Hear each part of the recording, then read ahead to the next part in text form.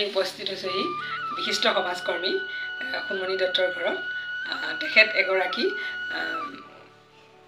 সংগীতজ্ঞ হয়, খুব সুন্দৰ ভূপেন হাজৰিকাৰ গীত গায়। তাৰ বাহিৰেও তেওঁ সমাজৰ কাৰণে যথেষ্টখিনি কাম কৰি আছে।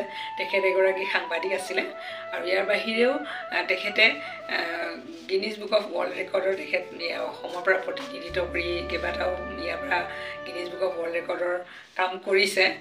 তাৰ বাহিৰে তেখেতৰ আৰু এটা বিশেষ গুণ হৈছে কি তেখেতে নৰ্থ ইষ্ট মানে কিডনী ফাউণ্ডেশ্যনৰ তেওঁ মুখ্য পৰিচালক হয় আৰু তেখেতৰ ওচৰত এইকাৰণে আজি সাক্ষাৎকাৰ আছোঁ। তেখেতে আজি বহুদিন ধৰি মানে দুটাকৈ কিডনী বিকল হৈ থকাৰ পিছতো তেখেতৰ মানসিক শক্তিৰে নিজৰ লগতে আৰু 10জনকো সেৱা কৰাৰ মনোভাৱেৰে আগবাঢ়ি আহি তেখেতে বিভিন্ন অঞ্চলত অসমৰ বিভিন্ন ডিষ্ট্ৰিক্টত মানে শাখাবোৰ গঠন কৰি দুখীয়াসকলক কম খৰচতে আৰু পাৰিলে বিনা খৰচত বিনামূলীয়াকৈও তেখেতে ডায়ালিচিছ চেণ্টাৰ খুলি তেখেতৰ সামাজিকভাৱে কাম কৰিবলৈ সক্ষম হৈছে। তেনে এজন ব্যক্তিও চাওক আজি এটা মোৰ নিজৰ চেনেলৰ পৰা এটা সাক্ষাৎকাৰ লোৱাৰ উদ্দেশ্যে আগবাঢ়িছোঁ। আহকচোন তেখেতৰ অলপ মানে সাক্ষাৎকাৰৰ পৰা তেখেতৰ পৰা আমি কিছু জানো আৰু তেখেতৰ কথাৰ পৰা আমি যথেষ্টখিনি আপুনিয়ে হওক বা আমিয়ে হওক যথেষ্টখিনি আমি অনুপ্ৰেৰণা পাম। আহি চাওক আৰু যদি ভাল পায় লাইক কমেণ্ট কৰিব, শ্বেয়াৰ কৰিব।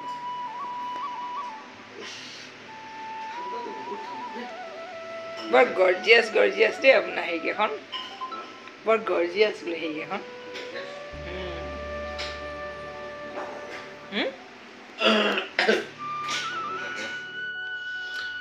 মই সোণমণি দত্ত, এজন সাংস্কৃতিক কৰ্মী বুলি ক'বলৈ নিজকে ভাল পাম, কাৰণ বিগত বহু বছৰ ধৰি সাৰেগামা সুৰ বাহিনীৰ যোগেদি গোটেই অসমতে বিভিন্ন সাংস্কৃতিক কাৰ্যসূচী মই অব্যাহত ৰাখিছিলোঁ। সমান্তৰালভাৱে মোৰ এখন ভ্ৰাম্যমান থিয়েটাৰ আছিলে, নাম Karengghar theatre. Guinness book of world ৰেকৰ্ডৰ অনুষ্ঠানতো মই গৈ ইটালীত অংশগ্ৰহণ কৰিছিলোঁ, ভাৰতক প্ৰতিনিধিত্ব কৰি। কেছেটো ওলাইছে, কিন্তু প্ৰশাসনে বেন কৰিছিল, মোৰ নাটক বেন কৰিছিল। বিভিন্ন ধৰণৰ ঘাট প্ৰতিঘাতৰ মাজেৰে আগুৱাই গৈ এটা কথাই শিকিছিলোঁ যে সংঘাতে আনে প্ৰগতিৰ নতুন দিগন্ত। মানুহৰ জীৱনলৈ যিমান সংঘাত নাহক, এই সংঘাতবিলাক গচকি আগবাঢ়ি যোৱাৰ ওপৰত এই জীৱনৰ সকলো সফলতা নিৰ্ভৰ কৰে। আজি মই ক'বলৈ সুখ পাম, মানে ভাল পাইছোঁ যে মই এজন কিডনী পেচেণ্ট। মোৰ 2টা কিডনী ফেইল, মোৰ হাৰ্টত 10টা ব্লকেজ আছে আৰু প্ৰায় এমাহৰ মূৰে মূৰে মই মোৰ পানী উলিয়াবলগীয়া হয় লাঙৰ পৰা। অৰ্থাৎ গোটেই মানুহটো মই ৰোগৰ দ্বাৰা আক্ৰান্ত।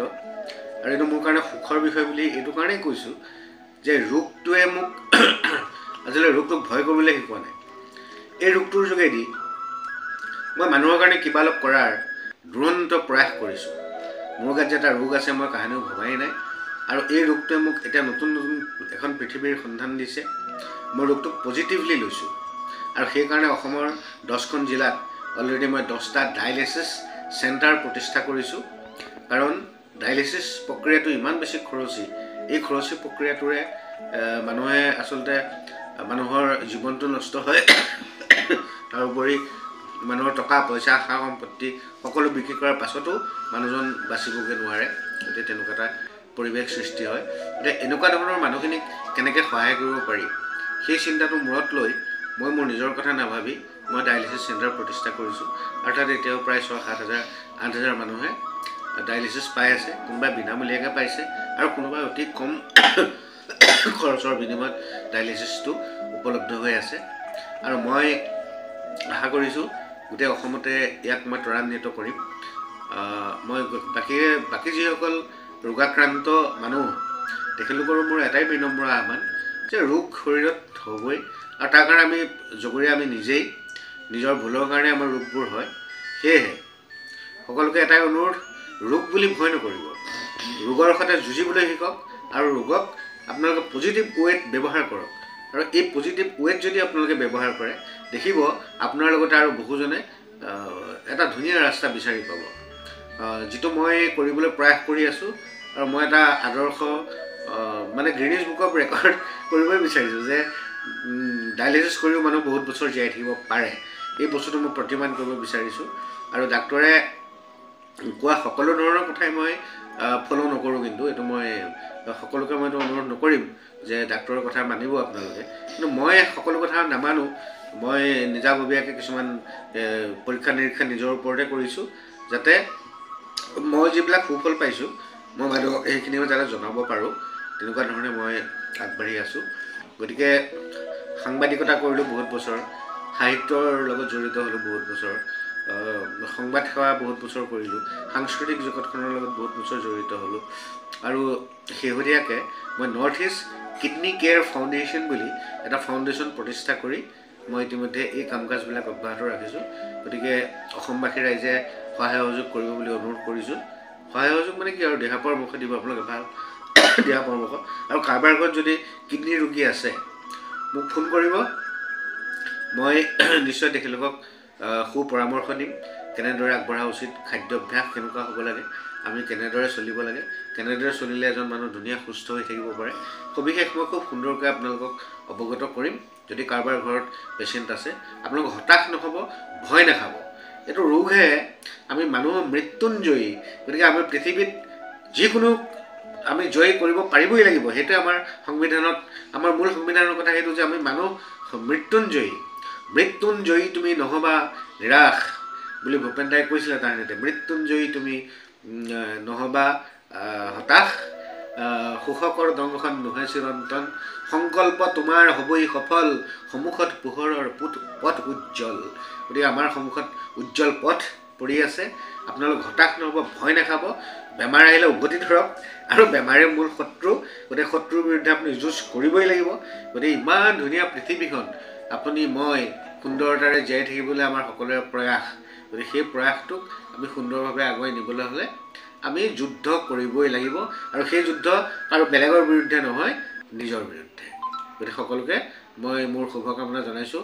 সুস্থ থাকক, ধুনীয়া হৈ থাকক, সাৱধানে থাকক, আৰু নিজৰ শৰীৰটোক সদায় মন্দিৰ বুলি পূজা কৰক। এই মোৰ নমস্কাৰ, লাইভক মই ধন্যবাদ দিছোঁ এইটো আমাক প্ৰশ্ন কৰাৰ কাৰণে। নাজানিলে হয়তো শুধৰাই ল'ব। মই আজি এখেতক লগ পাই বেছিদিন হোৱা নাই, নহ'লেও 6 মাহ হ'ল। 6 মাহত বহুখিনি মই পৰামৰ্শ পাইছোঁ। তেখেতক মই কিছুমান ভাল ভাল কথা প্ৰশ্ন কৰোঁ, তেখেতে উত্তৰ উলিয়াই দিয়ক। সেই উত্তৰ মতে মই চলি থাকিব পৰা যায় ৰাস্তা পাইছোঁ। অলপতে মই অৰ্থাৎ দেৱালীৰ মুহূৰ্তত মই যিটো পালোঁ, মানে মানৱ অধিকাৰ ৰক্ষক, অৰ্থাৎ সেইটোতো মানৱক চোৱা চিন্তা কৰাটো সেই অধিকাৰৰ এটা অংশ। মই সেনেকৈয়ে ক'লোঁ, সেইটো পাই মই উৎফুল্লিত। সেইটোৰ দ্বাৰা মানুহে বহুত আমাৰ পৰা মানে ভাল এটা উদ্ধাৰ হ'ব বুলি ভাবিছোঁ, আৰু মই চেষ্টা কৰিছোঁ।